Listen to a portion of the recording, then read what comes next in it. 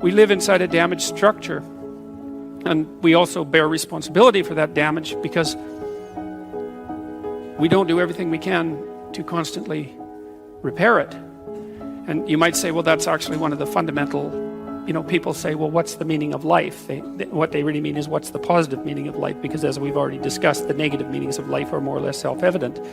Well, the positive meaning of life is to be found in noting the state of lack of repair of the walled city that you inhabit, and then sallying forth to do something about that, to repair the breaches and to fix up the walls and to make the structure that you inhabit as secure and as productive as it possibly can be. And there's no shortage of opportunities to do that. You can do that in your own mind, you can do that in your own room, you can do that in your own household, in your local community. And maybe if you get good at doing it at all those levels, then you can start to look beyond that. And so there's challenges.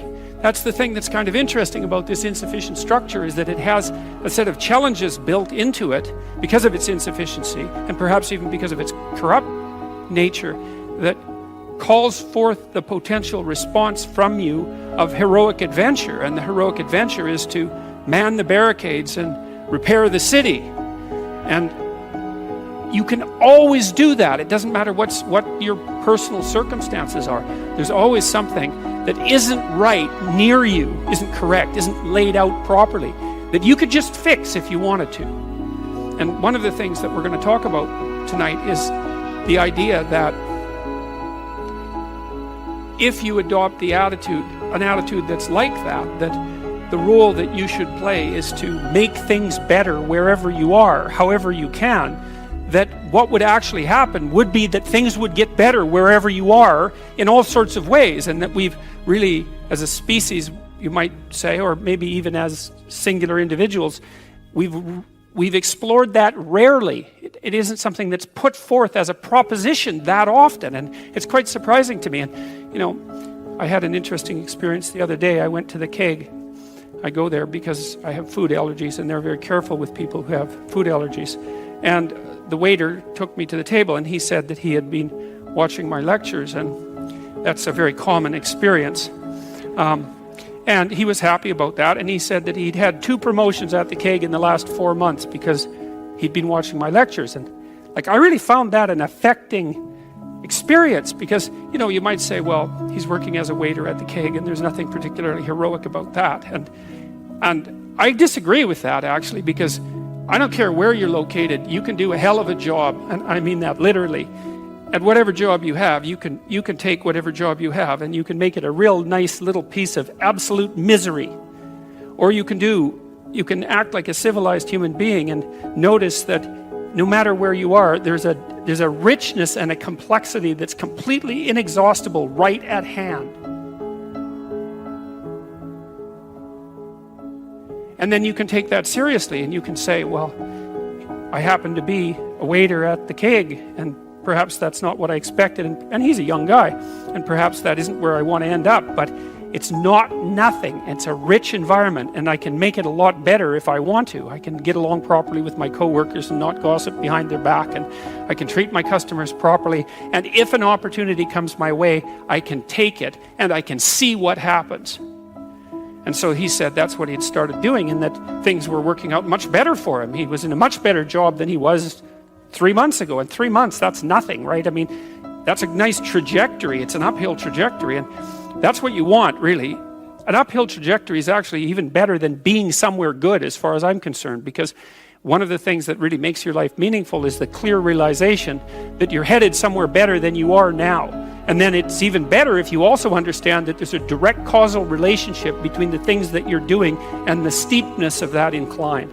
And so I get a lot of letters from people like that, and they're most frequently young men, although not always.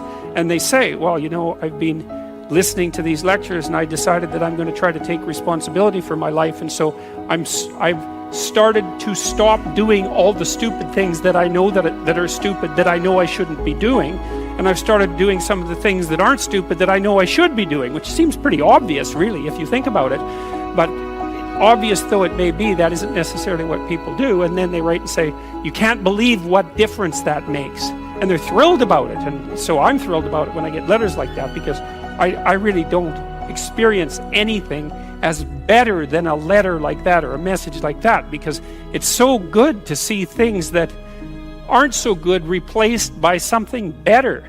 And I really do think it's an open question. I truly believe it's an open question to what degree we could make things better if that's what we actually aimed at doing.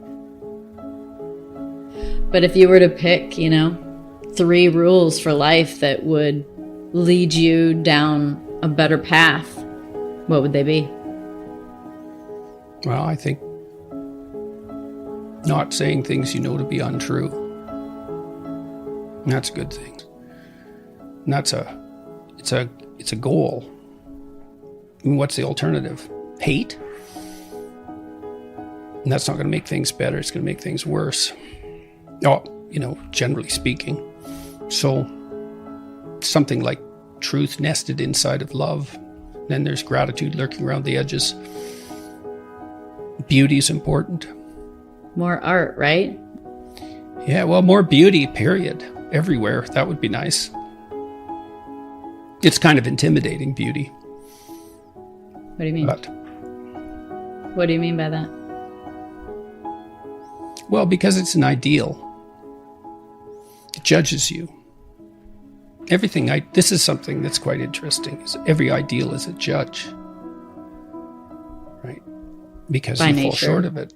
Yeah, but it's an interesting problem that you need an ideal to work towards, but the consequence of that is that you're judged by it. That's fascinating, because we always want the ideal, right?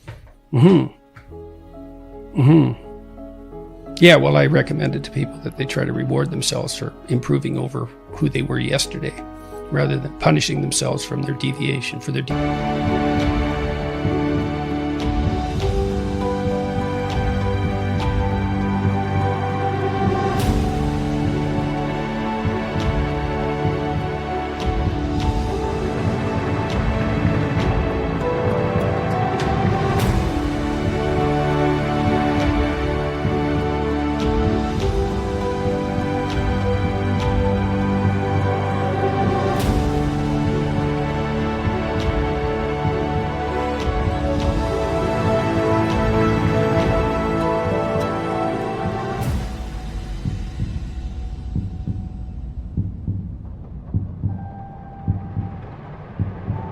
deviation from the ideal.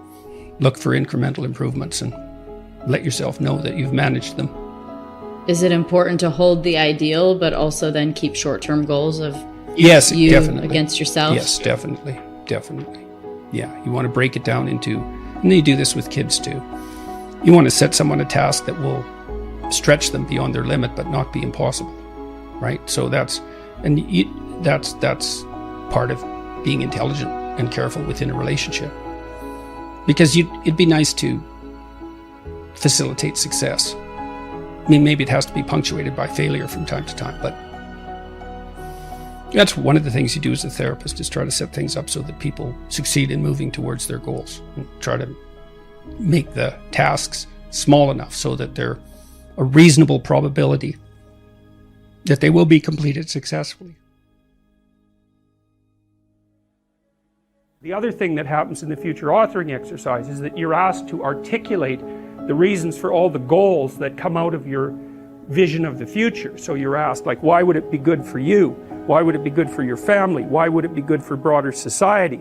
So that gives you 3 levels of argumentation right there. And if you have it articulated down into detail and it's related to other important goals, then you're a hell of a thing to argue with, because people just aren't that deep, by which I mean they just don't have that many levels of explanation or objection. And it's also really useful in relationship to your own mind, because if you want to do something that's difficult and that requires energy, a lot of different subsystems in your mind are going to throw up objections. It's like, well, maybe that isn't what you should be doing right now. Maybe you should be doing the dishes, or vacuuming, or watching TV, or looking at YouTube. Or if you're really sneaky, when you're trying to do something hard, what your brain does is give you something else hard to do that's not quite as hard, so that you can feel justified in not doing the thing you're supposed to, because you're doing something else useful.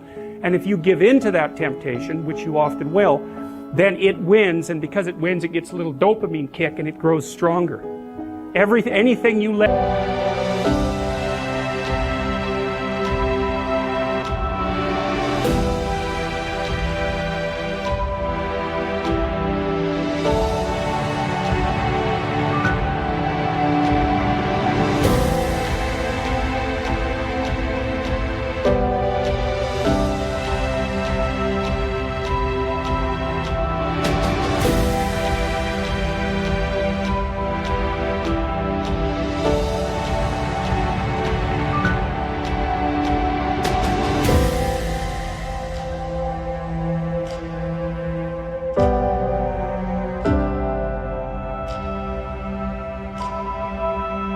win, the internal argument grows, and anything you let be defeated shrinks because it's punished.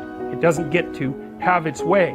So that's another thing really to remember. Don't practice what you do not want to become. And because they're neurological circuits, you build those things in there, man, they're not going anywhere.